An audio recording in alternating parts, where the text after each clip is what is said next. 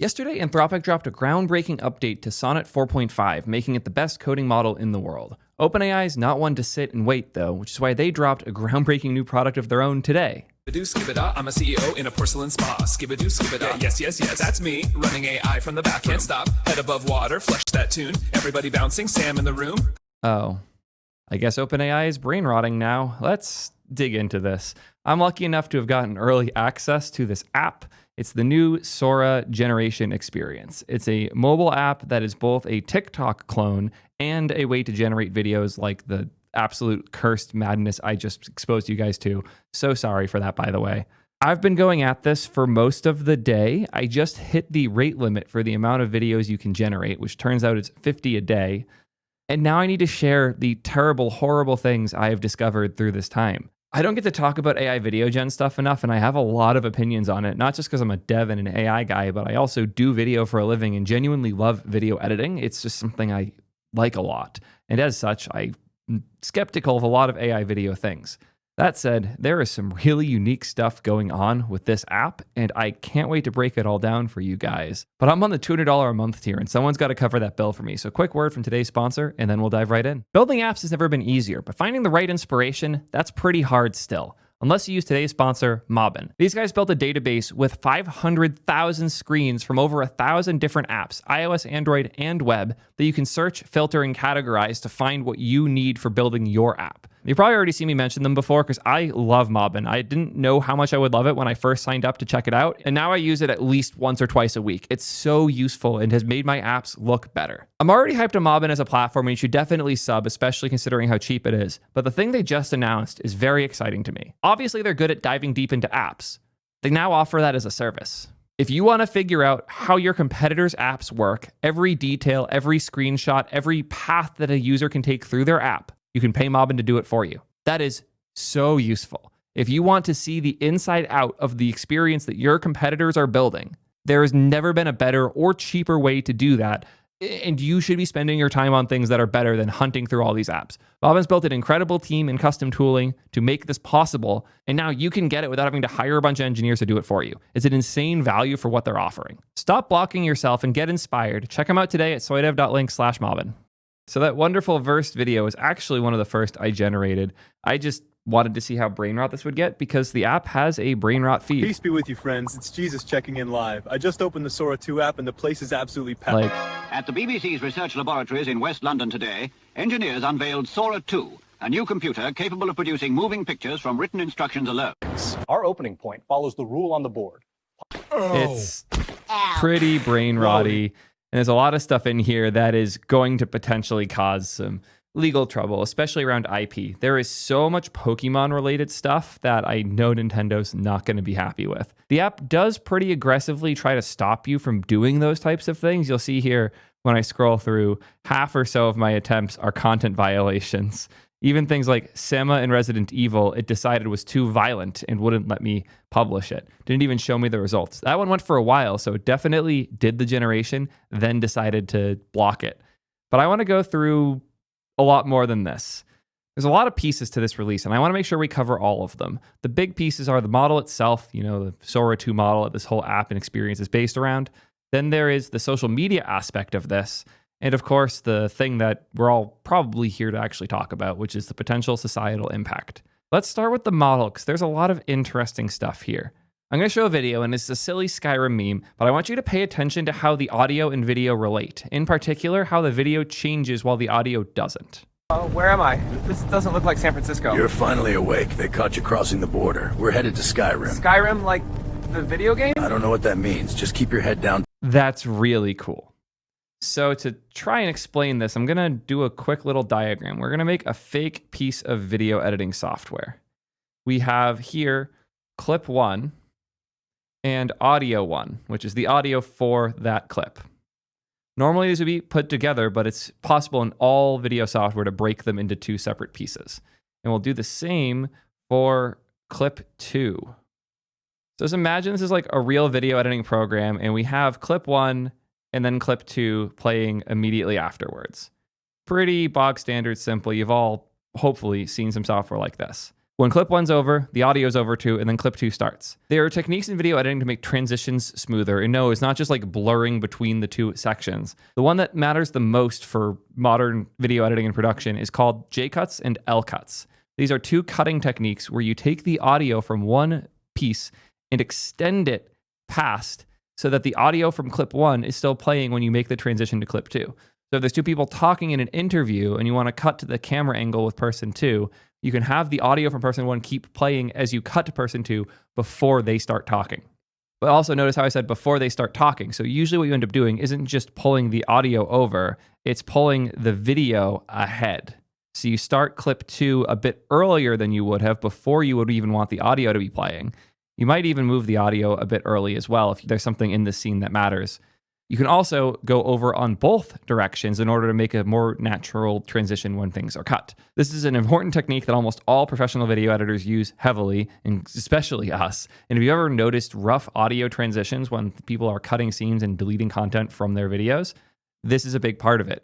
To be real with y'all, half of poor FaZe's job, and FaZe is my editor, by the way, Hi, YouTube. half his job is just inserting J and L cuts all over my videos in order to handle the terrible one-off bad takes I do and cutting it all into something relatively cohesive. God bless him for it. I've never seen an AI do this, and I have some theories as to why. I've played a lot with AI video models, more than most of you guys probably think. I've been having so much fun with WAN 2.2, just like on my desktop locally lately. One of the most important ones is around video length. These models can't generate videos over 5 seconds well. I don't know if this is a training data limitation or a method of generation limitation or where the problems are here, but there are definitely problems here.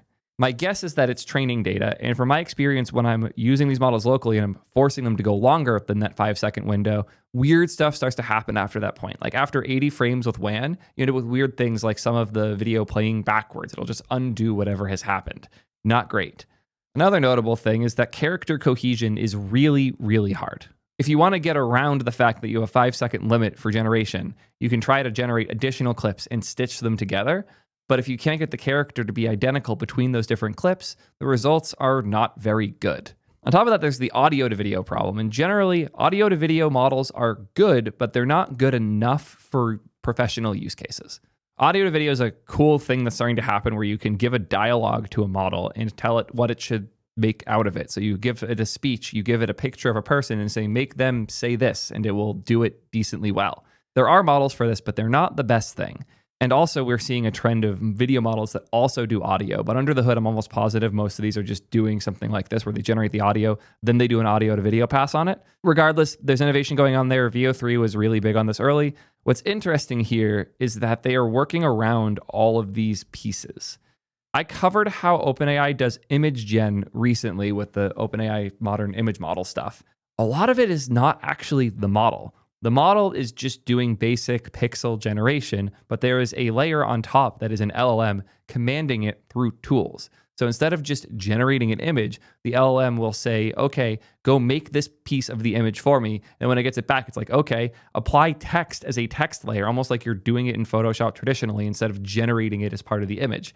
So there's an AI that is generating text that commands other models to do other things, as well as running actual software to do those things too. My guess is that the model itself is not the thing doing these cuts, that the model is coming up with almost a screenplay. There's a text model on top that says, okay, here are the different scenes, here is the things that are said, here is the time frame for it. Now, video model, go generate these pieces, and then stitches it together. They probably do a first pass to generate just the audio, and then generate the scenes as video, and then have something else edit it and pull it all together on top. I'd be very surprised if that's not how this works, but from the generations I've been doing and the play that I've been trying throughout this, seems very likely that this is the method.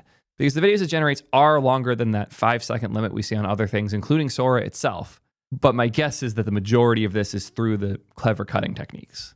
One other thing about the model, and I need you guys to understand how much this one in particular hurts me.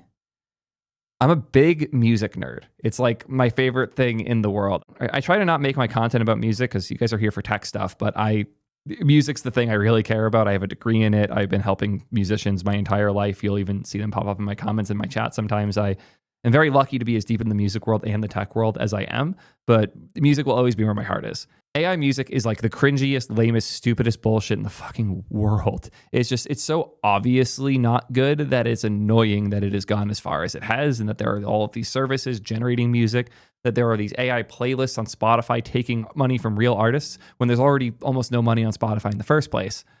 So know that this comes from a very painful place for me. This model is generating music that isn't bad. I'm not saying it's good. I'm not saying it's good at all, but it's able to have like catchy moments and hooks and decent delivery. And when you give it the opportunity to write lyrics, it's actually sometimes a little bit funny.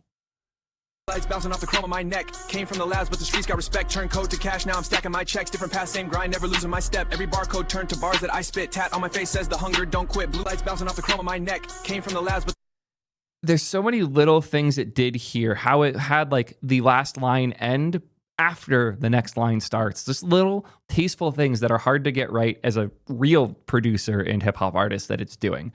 It's not great. It's not something I would expect to hear on the radio or some shit, but it is significantly better than it has any right to be. And it is quite frustrating. dreams in neon green, they keep me up at night. Shaders burn like fire, render my heart in light. Every frame you paint, I feel the heat inside. NVIDIA, dreams in neon green, they keep me. Yeah, way better than it ever should have gotten, to a point where it's actually kind of annoying. To the point on the 5-second generations, if I recall, this one kind of breaks the rule, which makes me way more confused. My garage, just bought this new Lamborghini here. Fun to drive up here in the Hollywood Hills, but you know what I like a lot more than materialistic things? Knowledge. My garage, just bought this I have no idea how it did this one. It throws a wrench in my whole theory. I really want to know more about how they're actually doing this behind the scenes. I'm so curious. It's so interesting. I will be sure to post updates in the comments, if not make a whole new video if we get more information on how they're actually doing this. But for now, yeah, really interesting. Next, we have the social media aspect, and this one's really interesting. I've been going viral all day posting the things I generated in the Sora app on Twitter, even though none of them are getting any traction on Sora, like, at all. My Skibbity Toilet ones at 200k plays and 3k likes. This Uwu one I did after is at 400 likes and 33k views. These are getting way more attention than they should be. It's interesting to see. But this is reminding me of a specific moment I experienced 2 years ago now, which is crazy to think that this was that long ago, that this stuff's been happening for this much time now. There was an interesting app that came out late 2023 as part of Y Combinator. I tried to invest and didn't manage to get a check-in in time. The app's named Can of Soup. Can of Soup was like an Instagram clone that you would use with your friends to generate images. You would get invited from some member. Once you joined, you would do a quick like scan of your face using an iPhone, using like the 3D face stuff that iPhone has for Face ID. And then you would start generating images of yourself and your friends just by tagging them in the prompt. The prompt was the description for the thing that you were posting. And when you tagged people in it, they would become part of the image being generated. And it was so fun. It was genuinely really, really fun. The feed was garbage. Like, no person was here to scroll through the feed. They were there to scroll through their notifications and see what their friends generated, as well as to save the images and then go post them elsewhere. This one was kind of silly, but decent. I had a lot of fun dicking around with it myself. I still had the mustache and the blonde hair at the time, which is why these images are a very different look from how I look now, but you get the point. It was super, super fun. I and a ton of other people went hard on this when it came out. I invited a bunch of my friends. We generated so much cursed shit, and it slowly petered out until they shut it down a couple months ago. And it's kind of wild because that experience I just described is literally exactly how this app works. When you want to generate a video, you click New. You then can pick people you want to tag. So I can tag iJustine and Sam Altman having dinner in outer space. And you'll see when I submit this. new Lamborghini here. Fun. Wait, is it generating? Did they actually reset my rate limit? I've been harassing them to reset my rate limit all day and they actually did it. Oh man, I'm going to go have so much more fun when this is done. I'm sorry to those who follow me on Twitter. And I'm also sorry for those who are following me on this app. If you do get in on Sora, by the way, t3.gg, give me a follow. I'm treating this place like PvP, and I'm going to be number one. Regardless, as you just saw, the experience is pretty much identical to Can of Soup, except for the fact that it's generating a video instead of images, which is absurd because that makes it significantly more expensive. Video gen is not cheap. That's why they have a limit on 50 a day. Ugh. If you're wondering what they're using their GPUs for, as well as all of their funding, here it is. Nobody can actually compete with this because it's too expensive to do. And the actual tech they've implemented to make the model this good at this stuff is incredible. I still don't think it's just the model. I think a lot of it is like tuning it through a tool layer and an LLM on top. I'd be really surprised if it wasn't an LLM generating the scene and plan for the video and then let the video model go and generate the pieces after that point. I wouldn't believe it if somebody said that that's not how it works. But on the social side, I think this is dead in the water already.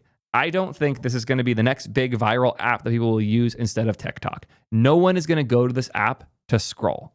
They're going to go to this app to generate something. And since the generations take so long, they might scroll a little bit or check their notifications while they're waiting for that video to generate. But this is not a TikTok killer. It is so stupid to think such. And the fact that they put this much time in to make a social experience does have me a bit concerned because it's so far from what OpenAI's strengths are and what they should be doing. And as a social experience, it's pretty shit. I have a feeling they're going to grind this one a little harder than they should and go and push it far just because the numbers today are going to be crazy for them. But you cannot compete with a feed if you're not being competitive in the space. And the harsh reality is that the feed on TikTok is so disgustingly optimized, not because TikTok's optimizations are great, they are, but because it's been around for so long that there's this established meta of how can you make the first 5 fucking frames in your video so compelling that nobody wants to stop and go scroll for the next video.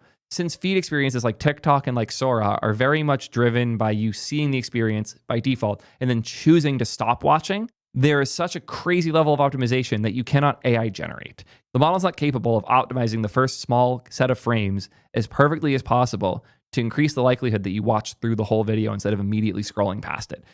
It's a thing that is super hard to compete on. This is why Twitch can't compete in shorts. They've tried and failed multiple times. I actually built one of the first products that was Twitch's attempt at TikTok back in 2017 before TikTok called Clips TV.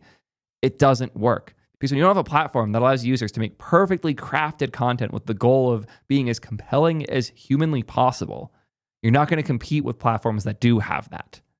Since TikTok allows you to upload videos that you created yourself and optimize each little piece, they're going to win. In fact, I've been taking videos off of this and putting them on places like TikTok, and they're performing well-ish there. I plan to start doing preambles and editing the first few seconds of it to have me in it saying what I did and why in as compelling a form as possible so the content is better. This is a fun platform. It's currently novel. Fun and novelty sell incredibly well in social media, novelty in particular. So it's going to have a burst right now because it's novel right now. When the novelty wears off, that will go away immediately and people will stop checking the app. They are here because they have ideas of what to generate, not because they want to scroll. And you will see that users who aren't generating heavily are going to stop using the app within 2 to 3 days. Mark my words on it, this is not an experience that people are going to keep going back to. I see a lot of skepticism on Twitter that like, oh my God, this is the future of social media. Everyone's going to go use Sora instead. There is one meaningful benefit here, which is that everything on this platform is AI generated, rather than other platforms where you have to like guess if it is or not. And especially on places like Facebook full of boomers, people don't get AI generated video. It's actually hilarious just how much you can get away with on those platforms without the average old person on Facebook noticing that it's an obviously AI generated fake video. And that's when we get into part 3 of my list, which is the potential societal impact. I'm just going to show you guys. Gabriel, who actually worked on the app at OpenAI, made this post earlier. Please, I really need this for Sora inference. This video is too good. Funny video of Sam trying to steal a GPU at Target on a CCTV. The problem is how realistic this looks. As my friend Ken Wheeler posted earlier, hell yeah, video evidence is inadmissible in court. Let's go, boys. Yeah, genuine concern that we can now fake CCTV footage. There's probably real societal impact this is going to have, because it's like sure, we can pixel peep and try to prove it's AI video or not, but very quickly image and video evidence isn't going to be usable because it's going to become harder and harder to detect. It's going to become a cat and mouse game where both parties lose. We can no longer just trust things when we see them, which is kind of an insane change for society to go through. I'm curious to see how this ends up going for us as a species. That said, totally worth destroying society for videos like this one. Where am I? This looks like Minecraft? Is anyone seeing this? Steve? Hey, do you know how I got here? Are you just not going to say anything? Okay, cool. Guess I'll just stand here then. Where am I? This looks like... Why is it actually kind of funny? I'm annoyed. This is not supposed to be good. It's not good enough to be a real feed, but it's good enough to be frustrating. I do want to read Sam's post quick because there's a lot in here I don't actually agree with. This feels to many of us like ChatGPT for creativity, and it feels fun and new. There is something great about making it really easy and fast to go from idea to result in the new social dynamics that emerge. This is what you say if you don't understand how media works. If you think professional media production is the same thing as what we're generating here, then you think people vibe coding on Replit is how you build enterprise software. Is it impressive how far people can go with Replit? Sure, but nobody's actually using an app that was built on and hosted on Replit. I've never in my life seen someone using actual Replit-based software, and I don't expect I ever will. There's a huge gap between these things. Is it cool that somebody who has no idea what they're doing can make a quick calculator app in the browser? Sure. Is it cool that somebody who has no idea what they're doing can make a silly video of Sam Altman in Minecraft? Yeah, perhaps. But that's not a generational leap in creativity or some magic tool that's going to allow people who don't know what they're doing to start doing it. If you think the reason there aren't more creators is because it's too hard to edit video, you have no idea what you're talking about, and I beg you, stay out of this space. It's not for you. Imagine a bunch of non-developers built the AI dev tools. That's how it feels seeing all these non-video and creative people making creative tools. They're doing it not because they think it's hard, but because they think it's easy, but they don't like these parts. I love video editing. I love production. I love sketching. I love planning. I love making good videos. It's fun for me and my team. And most of the AI stuff's trying to replace the team instead of make the boring parts go away. Creativity could be about to go through a Cambrian explosion, and along with it, the quality of art and entertainment can drastically increase. Even in the very early days of playing with Sora, it's been striking to many of us how open the playing field suddenly feels. Okay, one thing I just noticed here, capital letters in a Sama post. I think he AI generated this post. Okay, actually though, not gonna accuse him of AI generating, but this is cringe. I don't like this. This is a cool piece though, the character consistency bit. In particular, the ability to put yourself and your friends into a video, the team worked very hard on character consistency with the cameo feature, is something we've really enjoyed during testing, and is to so many of us a surprisingly compelling new way to connect. It is really fun generating videos and images and whatnot of you and your friends, and getting the consistency of the character so it can change scenes and always look like you is really impressive. You might be concerned about the safety of this, but there is a small but meaningful feature here with the cameo access. By default, the only people who are allowed to use your cameo, which means they're allowed to generate videos based on you, are people who are your mutuals. This is the default state that this view is in. The only people who can use your cameo by default are people who follow you and you follow back. Then there's the option to manually approve, or you can have it set to only yourself. I leave it on everybody because have fun, nerds. You're going to generate video of me anyways. I'm popular enough. There's nothing I can do. I think that's a really important addition because it's going to prevent people who don't want their presence used beyond like their friends from having to worry about that. Another cool feature they had, I don't think people know about this, I haven't seen anyone mention it, is the all drafts featuring me button. When you generate a video, it doesn't immediately post, you choose when to post it, which means most of these end up sitting in drafts, which makes it extra funny that I can go through and see all of the drafts people have made of me that haven't been posted. So if you do make things of me and think you can get away with it without posting them, keeping an eye on you guys. Back to Sam's post. We also feel some trepidation with this release. Social media's had some good effects on the world, but it's also had some bad ones. I think some is a bit of a reach there. It's a lot more than that, but yeah. We're aware of how addictive a service like this could become. You guys don't have to worry about this one, I promise, Sam. Your feed's not going to be an addictive feed. You cannot compete with you cannot compete with the drug dealers that are TikTok. They have harder drugs. You will not win. Although the bullying point is a real one. I'm happy they have the cameo limitations. Hopefully they have a strong reporting system. It's easy to imagine the degenerate case of AI video generation that ends up with all of us being sucked into a reinforcement learning optimized slop feed. The team has put great care and thought into trying to figure out how to make a delightful product that doesn't fall into that trap, and has come up with a number of promising ideas. We will experiment in the early days of product with different approaches. Again, they're way too invested in the idea of this being an actual social media product. That's not going to happen. It doesn't work that way. Mark my words, I could be very wrong on this. This is not going to be a popular browsing experience. This will be a semi-popular generation experience that leaks to other places, but no one's going to Sora to scroll through and see what people are posting and follow people, discover new content. That's not what we're using it for. The feed is garbage right now, by the way. I'm not saying this because I'm arrogant. I'm saying it because of quite the opposite, actually. I'm the best poster on the app right now, and I'm not that good at posting. I had a couple funny posts, but when I go through the things people are posting on their feeds, they're not doing any quality control at all. I can tell they're posting the first thing they generate. It sucks. It's bad. It could get better, but it won't get better enough to compete with TikTok. They talk about a bunch of their safeguards here, but more importantly, they give their key values and principles they have for the product. They want to optimize for long-term user satisfaction. So if you ask them 6 months into using the app, have they enjoyed it? Has it made their life better? They should say yes. Encourage users to control their feed. You should be able to tell Sora what you want. Do you want to see videos that will make you more relaxed or more energized? The fact they're thinking about this way, do you want videos that make you relaxed or energized? No scroller is thinking that way. Nobody doom scrolling TikTok is going in with the mindset of, I need this to energize myself, or I need this to relax. I'm going to scroll TikTok. Their mindset does not work here. They're thinking in training terms, but these aren't things you train. These are humans that watch and consume. It's a very different world. OpenAI is a generation company. They make things. They don't provide things. They don't consume things. This is a consumption problem, a human consumption problem they're not equipped to compete in. Eventually, as our technology progresses, I guess this wasn't AI generated because this is just an egregious typo. Eventually, as our technology progresses, you should be able to tell Sora what you want in detail in natural language. However, parental controls for teens, including the ability to opt out of personal feed and other things like turning off DMs, cool. The DMs part is entirely broken right now, by the way. Next point is to prioritize creation. We want to make it easy and rewarding for everyone to participate in the creation process. We believe people are natural-born creators, and creating is important to our satisfaction. You are wrong. You are so wrong on this, Sam. I am sorry. This is why we're going over the post.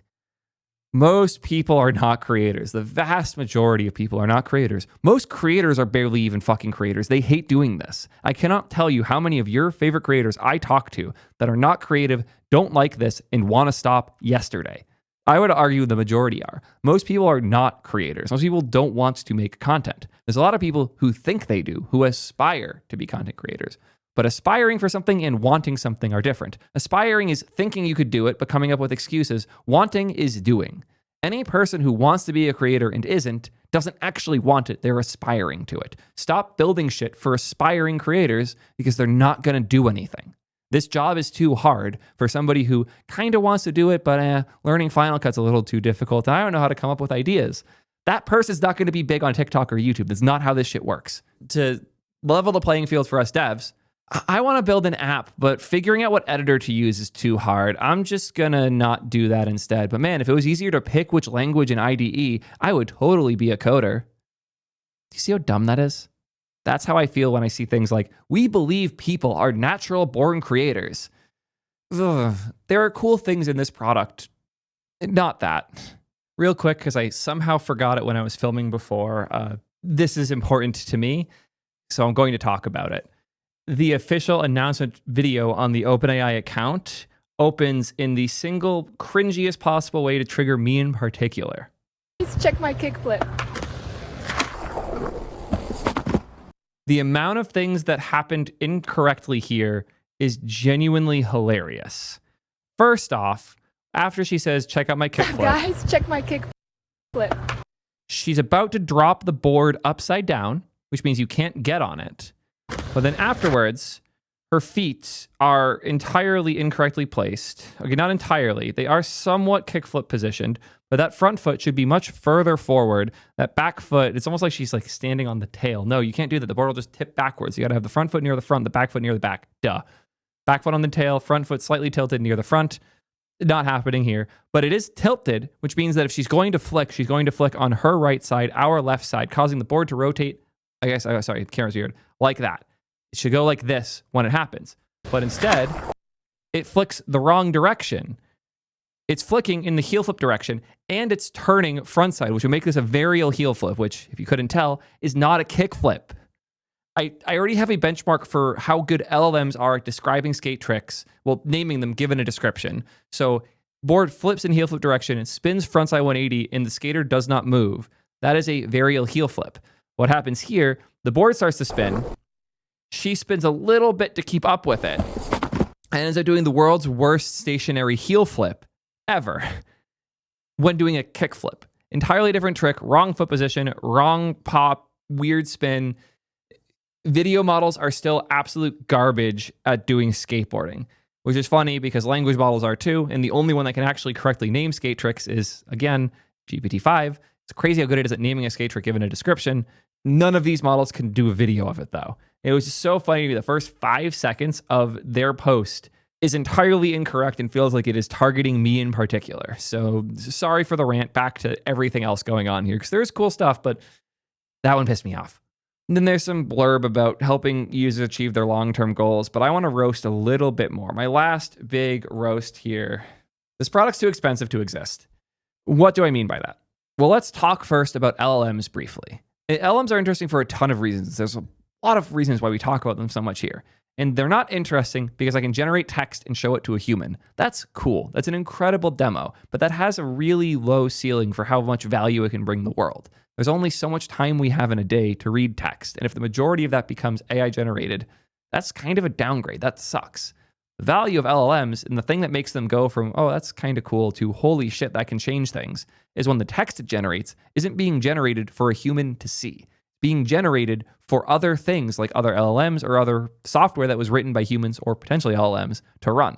If the text is generating is, hi, how are you doing today? Who cares? But if the text is a bunch of weird syntax that then commands other software to do really cool things, like respond to emails for you, or download things, or search the web, or find resources, or write code, or update backend pieces, it's where this stuff gets cool is when the text is used outside of what humans see. We're already at a point where the majority of text being generated by LLMs is never being looked at by a human. It's being used to make the tools that they're calling work better. Now let's think about video for a second. Is there a world where video generation is being used for things other than for humans to look at? No, obviously not. Why would that ever be a thing? Fun fact about cats, if you didn't know this, cats don't meow in nature. Cats don't meow to communicate with each other. They don't meow to communicate at all. They meow to get the attention of humans. Meowing is not a characteristic that cats have, and we can't translate cat speak to human speak because cats aren't speaking. They're making a sound for attention from humans. There is no role of meowing in the world of cat. There's only a role for meowing in the world of humans that cats do. There is no role for video in the world of software. A generated video cannot be used to make some other tool better. A generated video cannot be used to process data. A generated video cannot be used for anything other than to show it to a human. It is the product. It is the output. LLMs can be used as a step in a process that has something else. In fact, as I mentioned before, we're using LLMs probably to generate the scripts in the plan to then generate the video with. LLMs might not be a universal tool, but they're goddamn close. They can be used for so many different things, and we're finding more and more clever ways to use text to do things. We know this works because we've used text to generate software for a very long time. We don't write code in video. We write code in words, in language, in text. LLMs can do so much more because text is a much more useful medium than video. I say as a person who makes a hell of a lot more money on video than they do off of text. That's not how most of the world works, and I recognize that the value of my video isn't the thing it gets shoved into, it's that it's going to you, the viewer, who's watching, and statistically speaking, hasn't subscribed yet. Why have you not? I'm putting a lot of work into this. Hit that red button if you haven't yet. You get the point. LLMs are really useful, and there's a reason we're spending billions of dollars iterating on them. Is it a bubble? Probably. Does it need to be as valuable as it is right now? Probably not, but there is a ton of actual real value that I and others feel every day using text models. Video cannot do that, and it's more expensive to train, and it's more expensive to generate, and it's more expensive to host and provide, and it has bigger safety risks and potential societal impact. With almost everything we're scared about with LLMs, video gen is worse. With all the practical benefits of LLMs, video gen is useless. And then the cost difference is just insane. But yeah, you get the point. Video gen is kind of the worst piece of AI by the numbers. It is one of the most dangerous things you can do with AI. It's one of the ones that gets people the most upset with AI. It's one of the ones that causes everyone to freak out. It's super expensive, and there's no value beyond what people see. So you could argue the value is trolling people online with it. Ugh. Yeah. You get the idea. Is this really cool tech? Absolutely. Is this something I'm going to play with a ton? Sure. Is this the future of creativity and is creating content dead? No, absolutely not. Why would you even think that? And if you think that this is worth the billions of dollars being spent to make it happen, I have a couple bridges to sell you, and I promise those bridges are not AI generated. Let me know what you guys think about this one. Am I overreacting, underreacting? Yeah, you all have your opinions, and I'm actually curious about this comment section. So let me know what you guys think. And until next time, peace, nerds.